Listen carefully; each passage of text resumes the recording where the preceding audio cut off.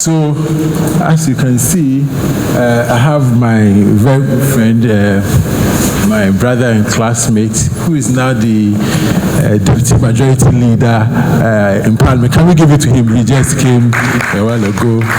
And Leader, we will need you to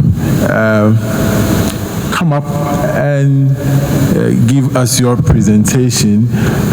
We've been waiting for you because you were not here. That's why we started. So now that you're here, please, it's time for you to present your views on the 30 years of multi-party democracy, the challenges and prospects. So people, our presenter, the Deputy Majority Leader, in the person of Honorable Alexander Afenyo-Markin.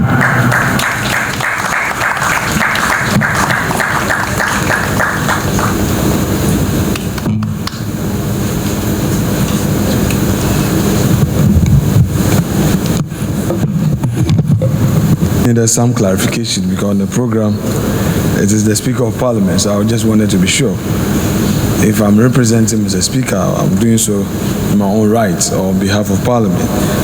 But it's been clarified that I make this presentation on behalf of Parliament. So, Dean of GIMPA Faculty of Law and professors of this great institution,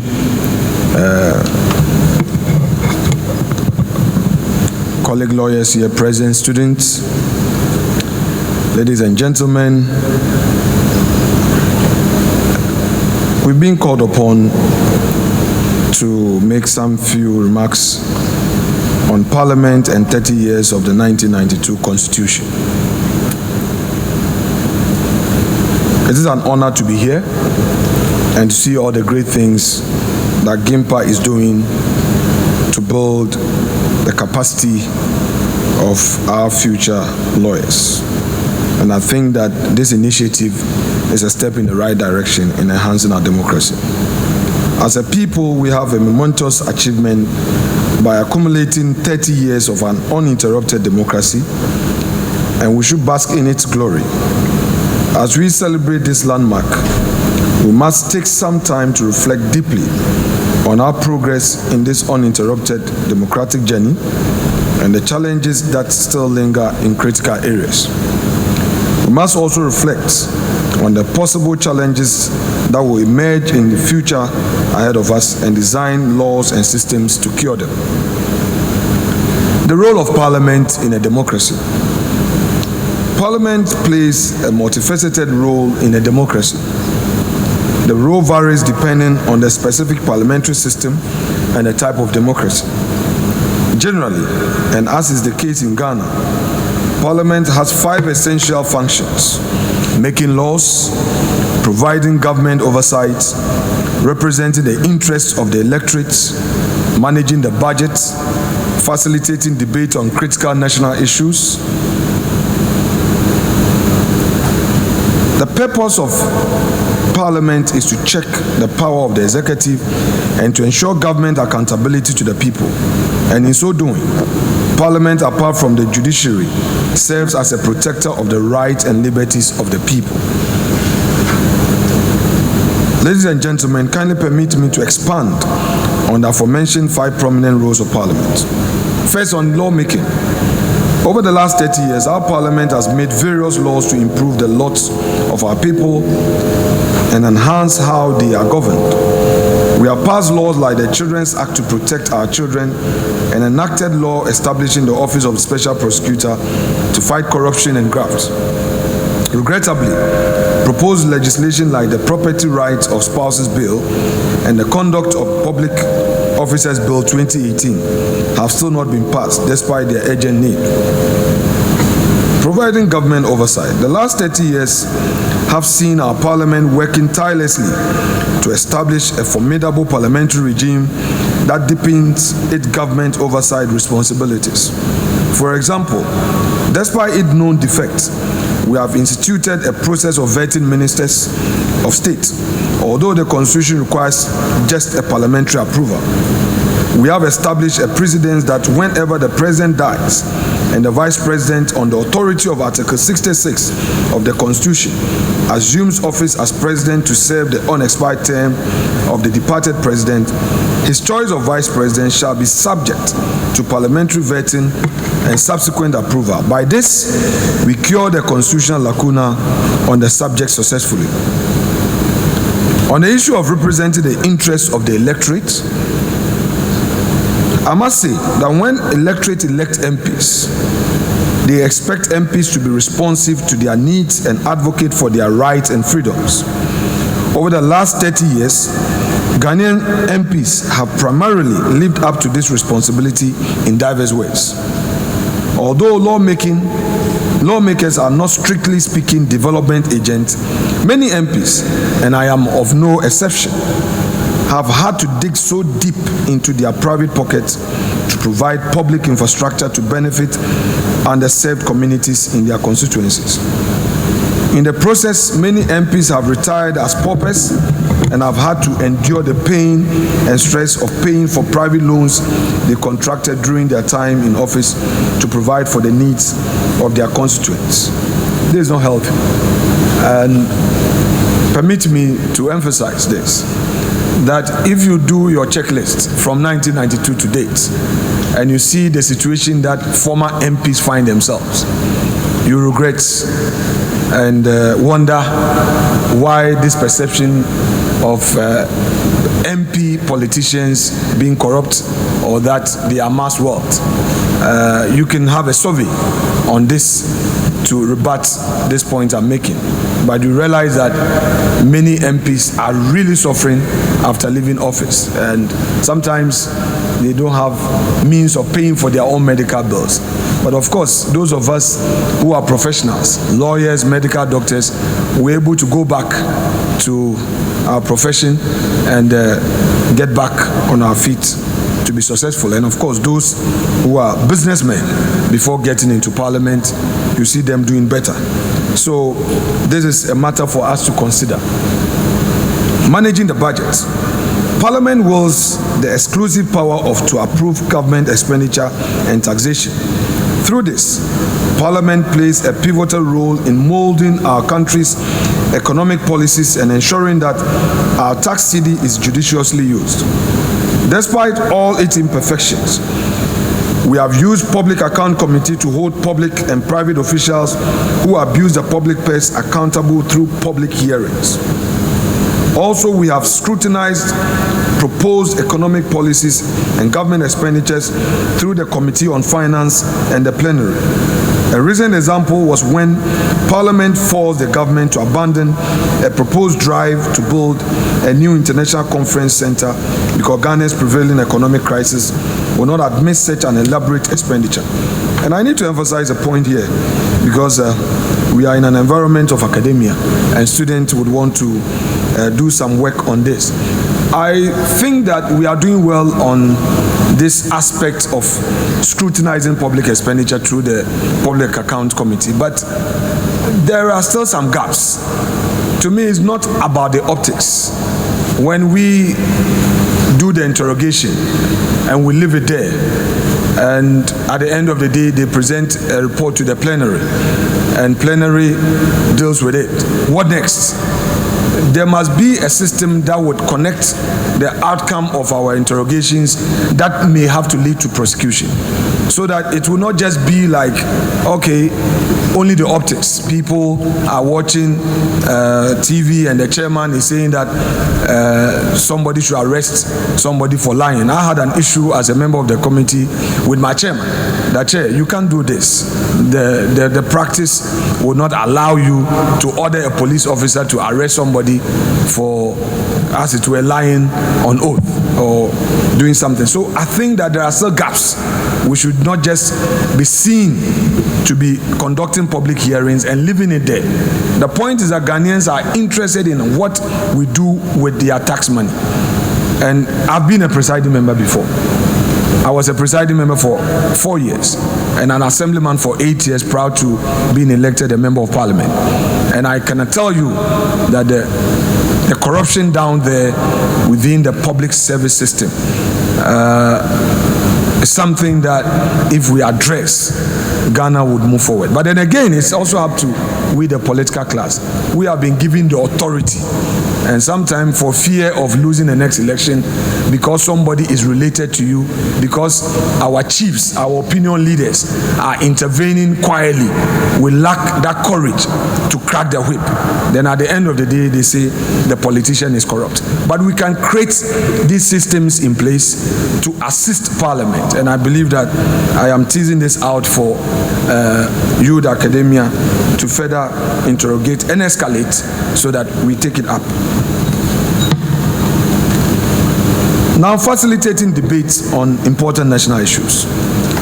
This is where Parliament is a forum for discussing and debating critical national issues.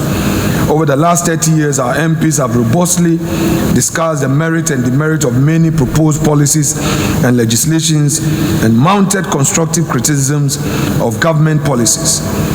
These include the Mahama-era taxes on condoms and proposed VAT tax rates during the Rawlings era. And again, let me again make a point. Sometimes when people follow debate in Parliament, they may form an opinion that is purely partisan. I can say this on authority, that especially as committee hearing, you can see members of Parliament discussing national issues with a lot of passion. At that point, it's not about party interest. And sometimes the media is here, but I would hazard this and put it out. Sometimes a point that a member on his side would not want to make, would want to pass it on to the colleague on the other side to still make it on the floor. So perhaps you are on the government side, and you think that this thing, if you say it, may not be popular with your government, or you are with opposition. I had some good notes when I was in opposition, where colleagues in government will come to me and say, this one, we really have to get it done, but I can't say it. Why don't you say it? And I think the practice has not changed. You know, so in the chamber, it is not merely partisan. Sometimes you may see somebody from the opposition hitting hard, and government side, the MPs or the majority will be quiet.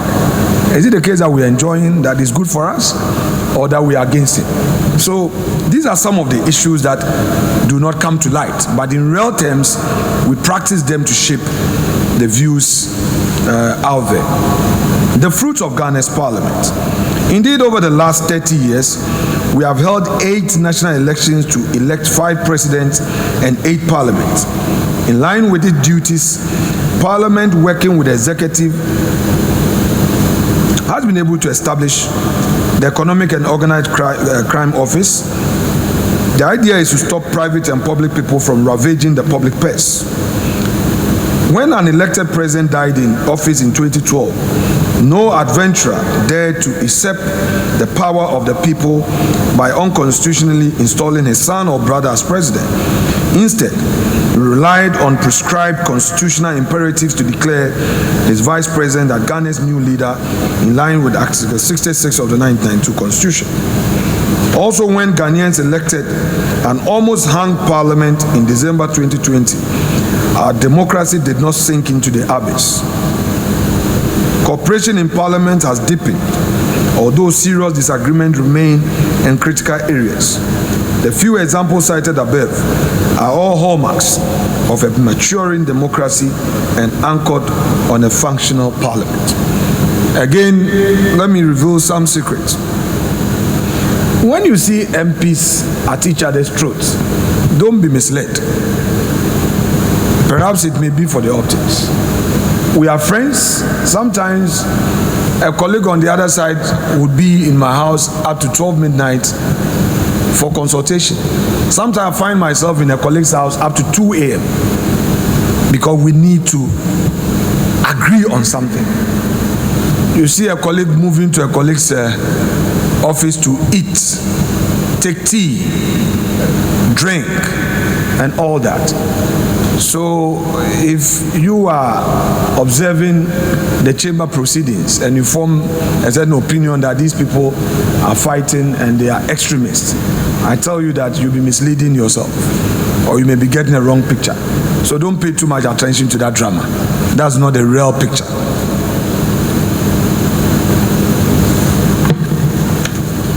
Of course, question is, after 30 years, do we need some reforms? Yes, we need some reforms.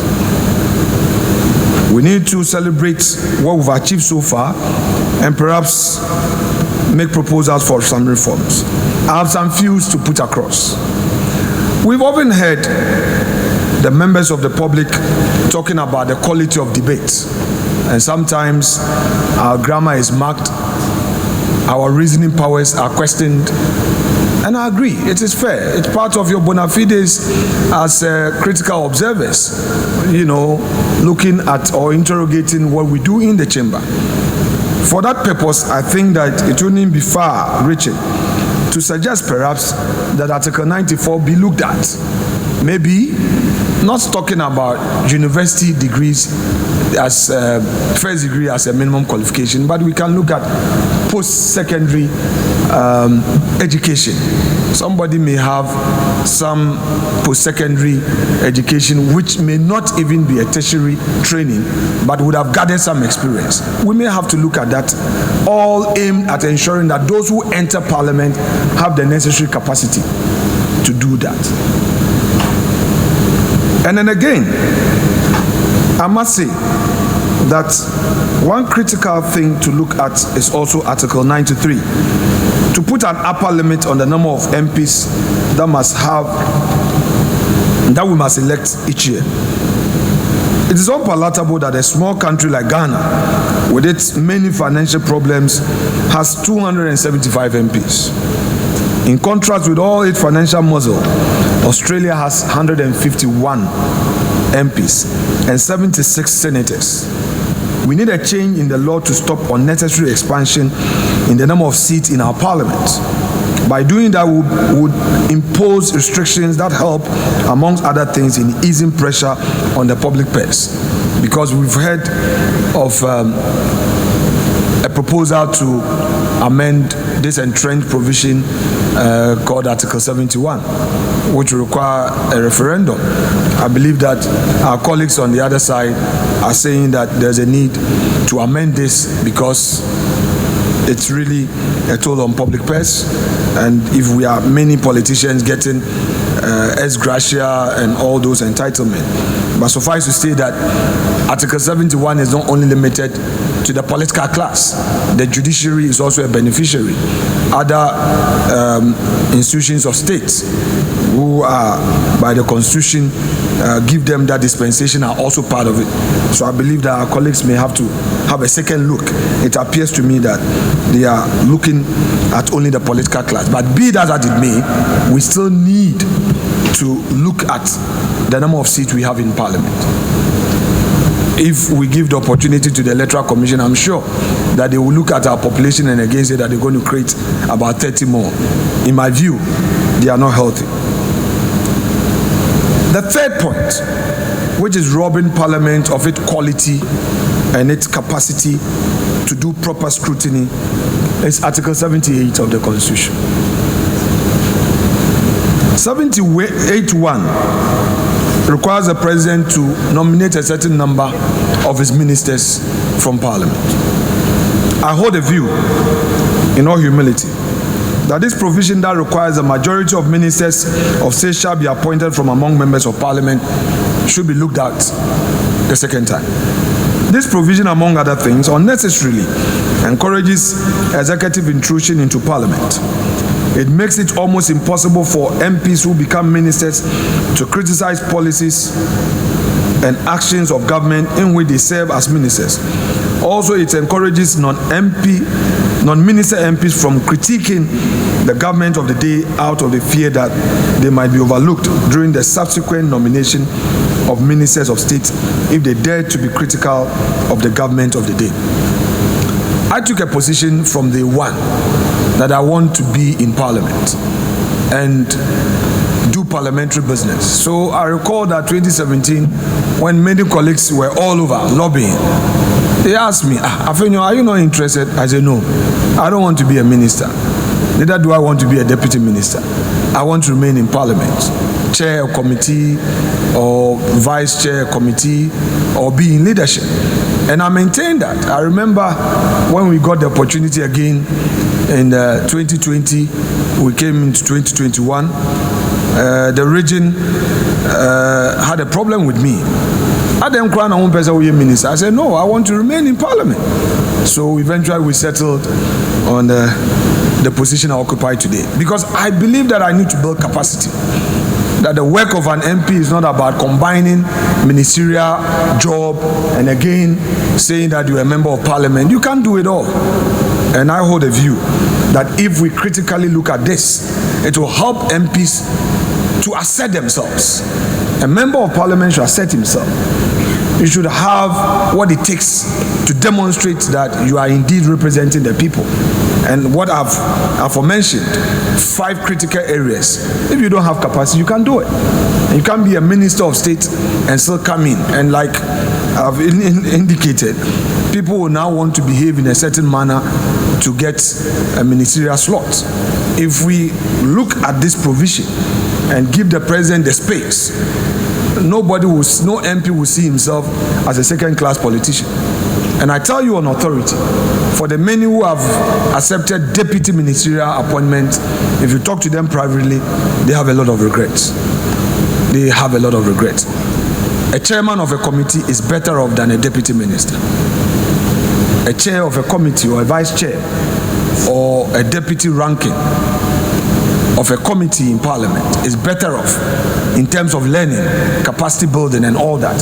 Because what if the chief director and the minister are running the show without you, the deputy minister? Meanwhile, you want your people to see that, yes, you're a deputy minister. Is it all about the optics? But the Constitution imposes that on us. So can we, as a people, consider that?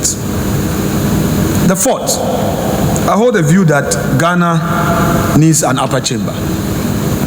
It should be known as a House of Elders, whose elections shall remain non-partisan. Its primary role will be to moderate the current parliamentary excesses and extreme partisanship. Thus, the Council of State, as established by the authority of Article 89 of the Constitution, should be converted into an upper chamber of Parliament through an amendment of the same provision. In making this proposal, I am not suggesting that the Council of State, as presently constituted, is not helpful. Instead, I am proposing a better way to make productive use of the experienced and elderly statesmen who occupy seats on the Council of State. For example, instead of the current arrangement where their well-thought advice is not binding on the president by reason of the Supreme Court's decision in Ghana Bar Association and others versus Attorney General, we can ensure that the vote of the House of Elders are binding on the president on all matters concerning presidential appointment through a constitutional amendment. In making this proposal, I'm well aware of many earlier submissions that a constitutional cap is put on the number of seats in our parliament. It is my respectful view that to reduce the financial stress associated with running government, we must reduce the number of seats in our parliament from 275 to 200 and then make room for 31 members of Council of State, 10 into House of Elders. In my view, the election of persons to serve in the House of Elders shall be non-partisan. There will be no need to amend the relevant constitutional provision barring chiefs from engaging in active partisan politics. In other words, prominent chiefs and queen mothers, members of the academia, will remain entitled to contest or be appointed to become members of the Council of Elders. I have been in court on various constitutional matters where this phrase of "on the advice of" has been construed as a non-binding thing. And if we want to really make meaning of our democracy and create a situation where we hold our appointing authorities accountable, we can have a second look at this. And finally, we must amend Article 11(7) of our Constitution to allow Parliament to change proposed constitutional and legislative instrument put before the House. As it is today, we really cannot play any role unless we want to annul by 2/3. So you see the EC see the problems it is creating, because it's creating some apprehension and all that, because members think that they cannot make any meaningful input once it is laid. That is not correct. That is never right. At least once it is laid, a member of parliament should be able to scrutinize and then offer an amendment, just as we do in normal legislation, where at consideration stage we are able to make proposed amendments. So I believe that if this is done, we would go a long way to fortify what we're doing for the good of the country. So I shall conclude by saying that we must promote rule of law and ensure that everyone, no matter their position, is subject to the Constitution and the laws and regulations in place in the country. To summarize, we must all remain fully committed to the principles of functional democracy and work overtime to build a peaceful society where everyone with a dream, discipline, and determination has the opportunity to thrive.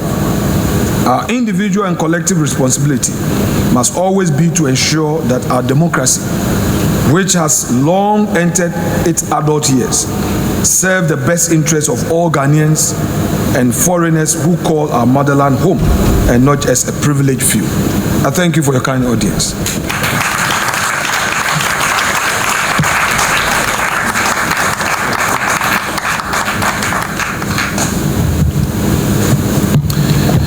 Thank you very much.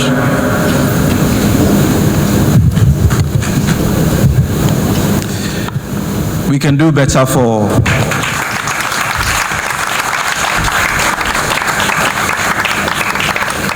so with the absence of the majority leader from the country, he's actually our acting majority leader of parliament. And I'm also proud to say that we are classmates. So let's give him a round of applause. Thank you very much, Honorable Leader. So, under other circumstances, you remember about 5 years ago, and I expressed the respect that I have for you, and now my respect is greater because you want to act, work as an MP. I have seen it. I've seen it because I quietly when you've been proposed for a ministerial job, and then Afenyo said, no, leave me alone. And for that I admire you. Now, if most of our MPs were to do that, then those of us who criticize MPs' work would know that the real work of an MP is in the committee work, the group work, and that what you see on the floor is drama. And I thank you for responding to us. I thank you for responding to us because personally, I have been with your parliamentary service when they started this GIMPA law thing. How many weeks ago? We changed the date from 8th, 9th, because of, the president had to come there. And we changed the date also to suit the Right Honorable Speaker. But whenever I got your clerks, they said, no, the Speaker is not coming. I said, fine.